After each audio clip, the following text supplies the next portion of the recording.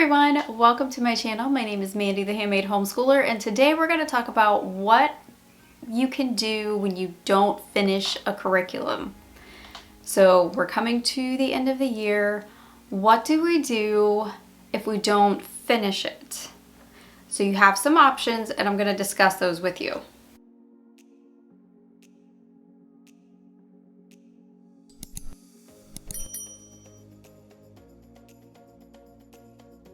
So this happens to me probably with at least one book a year, where we get to, like right now, where we're in March, it's springtime. I've got maybe 8 to 12 weeks left, depending on the school year and what's going on. And I can already tell I am not going to finish the book.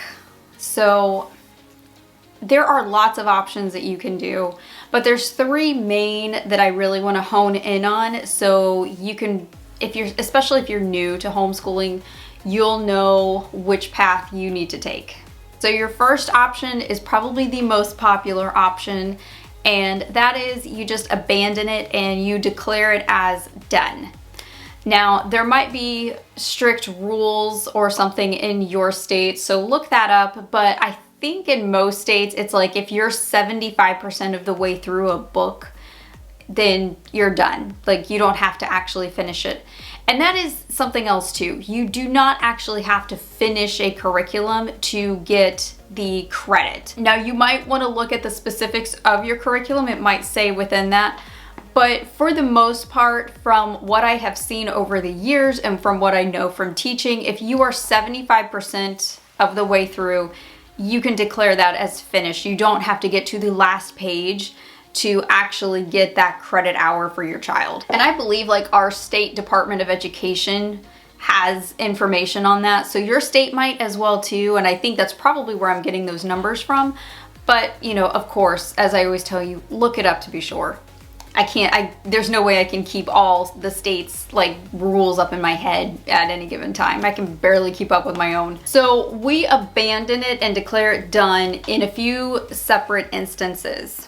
One, we're well over 50% and in that 75% done range, and there's just not a whole lot left to do. For me, that's done. I don't have to really worry about it. But there are some exceptions, and I will talk about that in another section of this video, so make sure that you watch that. The next one is if we're bored with it. If we really just disliked this book, then I'm gonna look for a alternative option for the following year if I still need that credit, or if we're not 75% of the way through. I don't know. Sometimes it really just depends on the circumstance. If we really just dislike it, if we are really bored with it, and my kids are kind of like, we can't take it anymore, then I'm gonna find an alternative, or I'm going to find a different pathway. Like, I'm not going to intentionally make the kids suffer through a book for another full year if I don't have to. So, you know, there's all kinds of different things that you can do, but I try my best to not make my kids suffer through a curriculum that they hate. So your second option, instead of abandoning it, pick it up the next year. So find a good stopping point for your break, however long that is. If you take a traditional summer, if you're taking just a couple of weeks. So there are several reasons why you might want to think about picking up a curriculum that you didn't finish for the following year. And I kind of alluded a little bit to this in option one, and that is if it's in a series. You might want to finish a book if it's part of a series, and I'm going to give you an example. So we are currently doing with my middle schooler America the Beautiful for his history. It is a 2-volume book, so there is another one just like this. You see that there's a number 1? It comes with 2, and I have the other one over there on the shelf. We are, I don't even know if we're halfway through this. I really don't. We're like right at the halfway point. I don't know where we're going to end up finishing for the year, but I'm gonna guess it's gonna be around the 75% mark at the pace that we're going right now. However, because we are not even going to get to volume 2, and I won't even get to the end of volume 1. What my plan right now is get as far as we can in this one, and then wherever we leave off, that is where we're going to pick up, because I have a consecutive book that we're going to do next year as well. So at the end of the year, wherever we stop, we're going to pick it up and we're going to start right there where we stopped. Because if we don't finish this book, we're not going to understand book number 2. So just make it make sense, okay? Just do the thing that makes the most sense with your curriculum books, especially in something that is like you have a consecutive series where you have to read them in order and you need to have that chunk. You can't like have a chunk missing, or you might miss something important. Don't skip that. Make sure that you find a way to work that into your schedule and make that work. Now, if we don't end up finishing all of book 2, that will be okay. I'm not going to worry too much about that because he's going to have another American history in high school.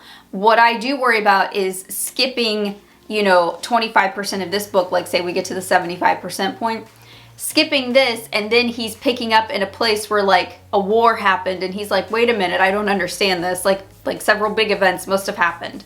So don't leave out something like that. Another reason you might not want to abandon it and might want to continue it is if you haven't hit that halfway point yet. Say you moved really slowly throughout the year, you were taking your time, you went on several rabbit trails, maybe you did some lap booking, maybe you just took your time through the curriculum. If that curriculum is still on par with your child's grade level, go for it. Do it again next year. Pick it up and don't worry about buying a replacement curriculum for that year. Just finish that one. And then if you get to the halfway point of the year and you actually do finish it, then maybe pick up some additional unit studies or something like that. But don't go and waste a whole bunch of money when you have curriculum there that you haven't used. Go ahead and just reuse it for the next year and finish it out. So your third option is just finishing it through your summer break. My kids would hate it. I would get so much pushback over it, but there are several circumstances that might call for that. Everybody's family situation is different. Things happen during the school year. If you need it, do it. I've seen people do this. I actually know somebody who did this just last year for special circumstances. You can do this. It's not like it's that big of a deal. You might get a little pushback from your kids, but if it's just like one subject, like math, for instance, like say that you really wanted to finish your math unit. I mean, math is kind of important. And if you're only at a certain place and you were like, yeah, we only have a couple weeks left. I just want to finish this. You might get a little pushback from your kids, but I would rather deal with, doing math for 15 minutes for like 3 or 4 weeks in the summertime in the mornings or something than having them start a new math unit the following year and they're like, whoa, I did not learn this. I am totally lost. So it's one of those things that I would suggest trying to finish out, but for the most part, most subjects, no, you don't need to go that far.